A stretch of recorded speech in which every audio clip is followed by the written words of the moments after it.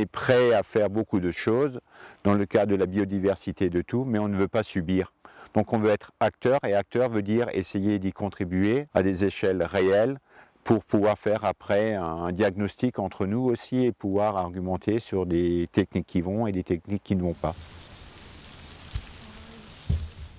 Le grand hamster est une espèce inféodée au milieu agricole. Grâce au suivi d'individus marqués, nous avons constaté 2 périodes critiques pour l'espèce, le printemps et l'été.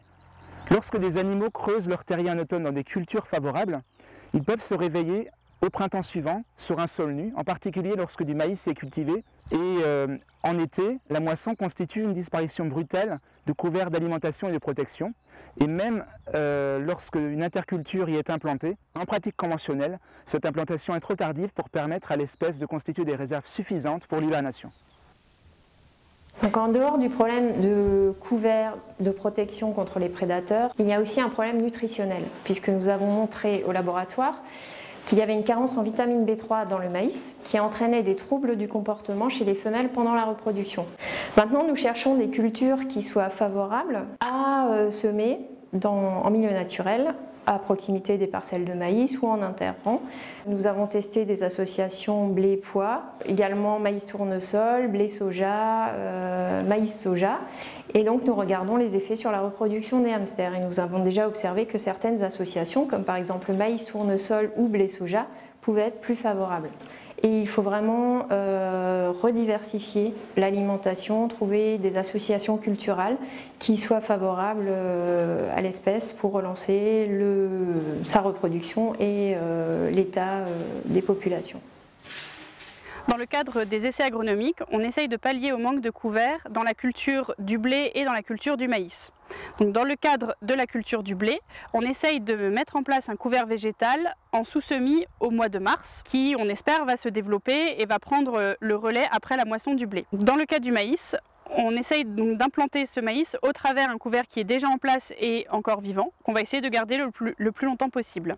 Nous sommes rendus compte déjà que les couverts d'interculture, qui étaient semés le plus précocement possible, permettaient de donner des sources alimentaires aux hamsters. Donc on les a vus consommer les plantes mises à disposition et à les ramener au terrier. Concernant le maïs, on s'est rendu compte que lorsque la pratique était conventionnelle, les hamsters partaient de la parcelle le plus vite possible. Dès lors qu'on y gardait un couvert, donc un couvert de trèfle, ils y restaient jusqu'à ce que ce couvert-là soit fauché. Ces connaissances sont directement utilisées lors des discussions pour améliorer les outils de conservation de l'espèce. Par exemple, nous avons mis au point de nouvelles mesures agro-environnementales en prenant en compte l'intérêt des scippants précoces. Donc on s'est retrouvé à 14-15 agriculteurs autour de la table en train de chercher des projets innovants. On ne se connaissait pas. Donc le côté hamster du projet LIFE nous a permis de se retrouver. Il y a des agriculteurs du Bas-Rhin, du Haut-Rhin, donc c'est une cumin qui est très étendue géographiquement. Et encore la spécificité qui montre bien qu'on peut travailler ensemble même si on a différentes orientations de production. On est des conventionnels, on est des gens qui sont en non-labour et on est des bio. Et c'est aussi une richesse parce qu'on peut échanger sur différents modes de production. Et il y a parfois des petits plus qu'on peut avoir d'un par rapport à l'autre. Et je crois que c'est ça aussi le côté agréable et la multifacette de cette cuma. L'année dernière, nous avons fait des essais sur les scippants, donc des cultures intermédiaires. Différents mélanges, différentes conditions d'implantation. Et ça nous a permis en novembre de faire une journée bilan sur les matières sèches que ça ramène, ces cultures, et donc aussi le potentiel que ça peut apporter à l'agriculture en dehors uniquement du cadre du hamster, mais aussi de la préservation des sols, de la biodiversité, de la matière organique et donc aussi des cultures suivantes et des choix qu'on peut en faire.